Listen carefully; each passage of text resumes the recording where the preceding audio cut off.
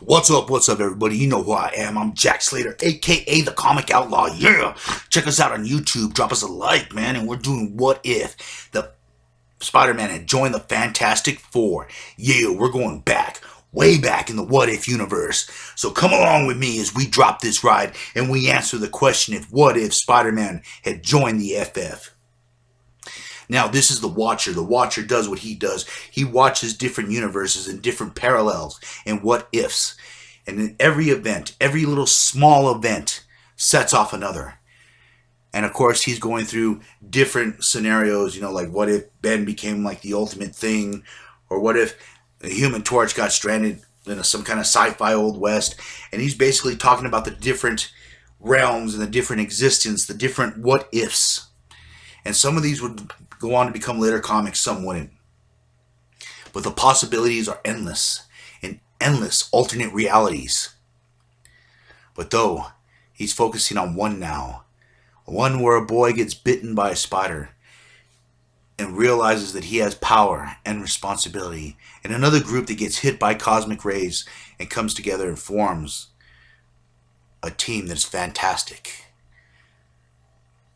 Meanwhile, Spider-Man, and this is all in the original Fantastic Four comics, he actually goes to see if he can get an audition with these people, to see if he could get a job working for this legit superhero group. Plus, it would help his reputation since J. Jonah Jerk, or Jameson, keeps burying him every single time he does something right. So he shows up to the Fantastic Four, and he sees this more as an ambition match, an audition, and he's just kind of humiliating these guys for the bit because he kind of took them by surprise. So he's kind of throwing them around, Of course, Mr. Fantastic sneaks out of his web attack. The Invisible Girl tries to lasso him. The Human Torch with Spider-Man's spider sense is what's making the difference here, until Reed decides to stop it and just ask what he wants. And Spider-Man says that he wants to join the FF. Now, in this moment, a man's life gets saved. And in this pivotal event, this one pivotal event ends up setting everything out for the Puppet Master.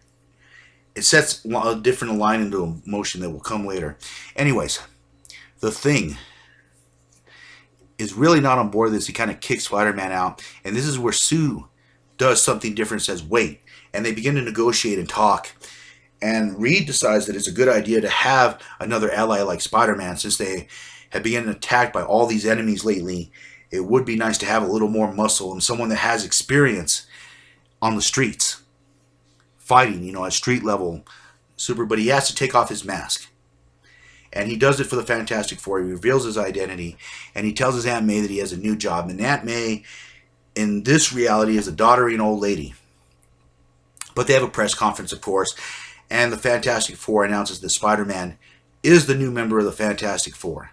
And, of course, good old 3J, J. Jonah Jameson, kind of stands up, complains a little bit, saying that, that he was responsible for this and that, this whole incident with NASA and a starship. So the Fantastic Four, Reed kind of just smooths it over, and J. Jonah Jameson kind of jumps on board, which sets off Spider-Man's sense. It's funny.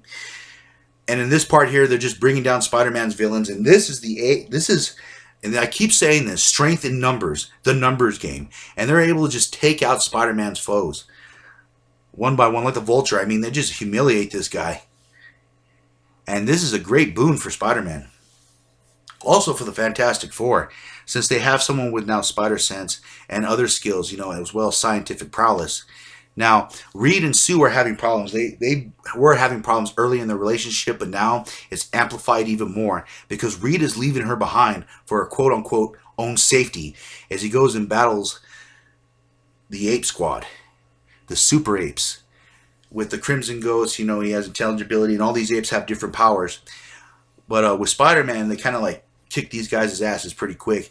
They end up retreating, and Sue gets a message from Namor. Yes, the other man in her life. Namor reaches out to her, calls to her. And she shows up, and he uses his hypnofish in order to... Yes, he has a hypnofish. Puts her in a bubble and takes her to Atlantis, deciding that now Sue will be his bride. And this is a love triangle that has existed for a very long time. But now, villains are plotting against the Fantastic Five. One in particular The Puppet Master. Yes, the Puppet Master. And he's planning to manipulate Namor into this situation. Namor appears, and they try attacking him, and everyone's shooting, things lifting this thing. It's real comical. Spider-Man ends up shooting the thing. He drops that thing on his foot, and they realize that it's just a mental projection. And he tells them that he has Sue, and if they want her, they need to come get her because he ain't letting her out or back. And Reed is pissed off at this point and goes after him, but the Puppet Master is following, manipulating things from behind the scenes. And as Prince Namor prepares, and he actually has an ambush waiting for him, a rock falls right on their sub. He takes them prisoner and brings them back to his castle in Atlantis, and see that a squid is crushing the container that Sue's still in. And this is where the Fantastic Four tell her to release her, or else in the fight ensues between Submariner and the Fantastic Four. But Submariner is prepared for them. He actually did this in a Fantastic Four issue where he was prepared for all the members of the Fantastic Four, able to neutralize Johnny's fire, able to neutralize the thing. And that coil that he throws at him is razor sharp.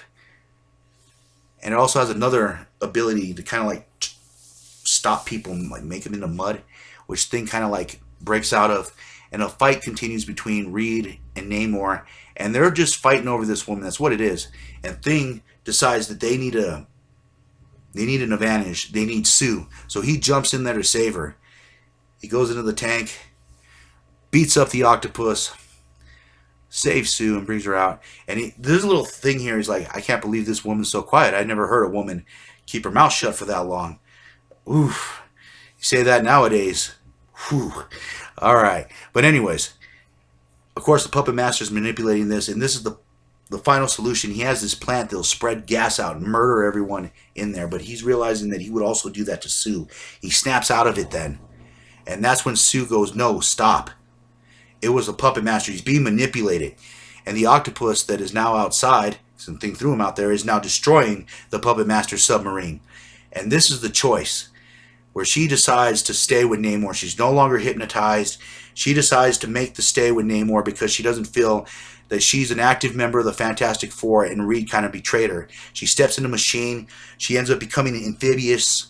She swims out with Namor, and Reed, Spider-Man, and the Fantastic Four go on with their lives, no longer the Fantastic Five. And what will happen the next time, we'll find out. And I'll catch you on the flip side. Yeah.